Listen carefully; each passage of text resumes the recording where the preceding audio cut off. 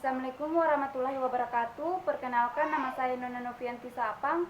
Di sini saya akan membawakan mata pelajaran biologi kelas 12 dengan topik pertumbuhan dan perkembangan pada tumbuhan. Pertama, saya akan menjelaskan apa sih yang dimaksud dengan pertumbuhan. Pertumbuhan adalah pertambahan. Jadi di sini yang dimaksud dengan pertambahan adalah jumlah sel, massa sel dan volume sel, yang dimana bersifat irreversible atau yang tidak balik. Jadi di sini yang dimaksud dengan tidak balik itu seperti apa? Kalau suatu tumbuhan tingginya sudah mencapai maksimal, misalnya tumbuhan ini maksimalnya tingginya cuma 2 meter. Jadi ketika tumbuhan ini sudah mencapai 2 meter, dia tidak akan kembali lagi menjadi kecil. Mengapa bisa seperti itu? Karena adanya penambahan jumlah sel, volume sel, dan massa sel. Nah, kemudian pertumbuhan dikatakan bersifat kuantitatif karena bisa diukur.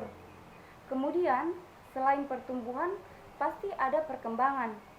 Perkembangan adalah proses menuju dewasa. Di sini dalam proses menuju dewasa, tidak ada lagi pertambahan jumlah sel. Tetapi, bukan berarti jadi kalau sudah pertumbuhan terus tumbuh tidak berkembang. Tetapi, nanti modelnya tumbuh, setelah itu berhenti dulu, lalu berkembang, setelah itu kembali lagi tumbuh. Dengan begitu akan terjadi keseimbangan. Tetapi intinya proses menuju dewasa ini, pada proses perkembangan tidak ada namanya pertambahan jumlah sel. Yang ada adalah perubahan struktur sel dan perubahan fungsi.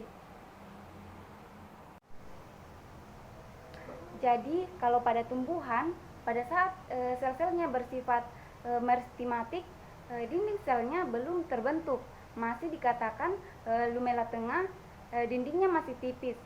Kemudian pada proses perkembangan, dinding ini akan mengalami pertambahan tebal, bukan bertambah jumlah. Kemudian perubahan fungsinya, jadi otomatis kalau strukturnya berubah, maka fungsinya akan berubah. Misalnya ketika sel itu masih berupa sel-sel meristem, tidak bisa dibedakan yang mana akan menjadi jaringan parenkim, yang mana akan menjadi jaringan xilem. Setelah masa perkembangan terjadi proses perubahan. Nah, proses perubahan struktur ini jadi sel-sel parenkim strukturnya berbeda dengan sel-sel xilem. Disitulah kemudian nanti akan terjadi perbedaan struktur. Berbeda maka fungsinya berbeda. Nah, perkembangan itu tidak bisa diukur. Karena perkembangan itu tidak dapat diukur, jadi dikatakan bersifat kualitatif. Nah, kemudian bagaimana perkembangan awal pada tumbuhan? Jadi tumbuhan itu pada perkembangan awalnya itu melalui 3 tahapan. Yang pertama itu pembelahan sel, yang kedua itu morfogenesis, yang ketiga itu diferensiasi seluler. Jadi yang dimaksud dengan pembelahan sel yaitu zigot membelah berkali-kali secara mitosis, seperti terbentuk jaringan embrional. Setelah itu kemudian terjadinya morfogenesis atau perkembangan. Perkembangan bentuk jadi embrio yang sudah terbentuk dari zigot yang membelah tadi. Kemudian embrio itu terdiri dari keping biji, kotiledon, kemudian calon akar, dan kemudian calon tunas.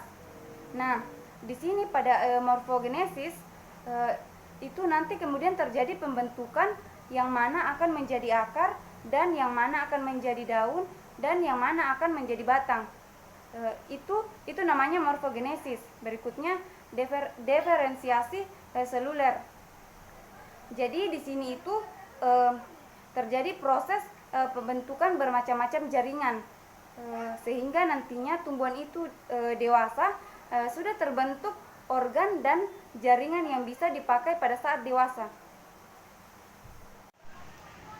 Sekian pemaparan dari saya dengan topik pertumbuhan dan perkembangan pada tumbuhan.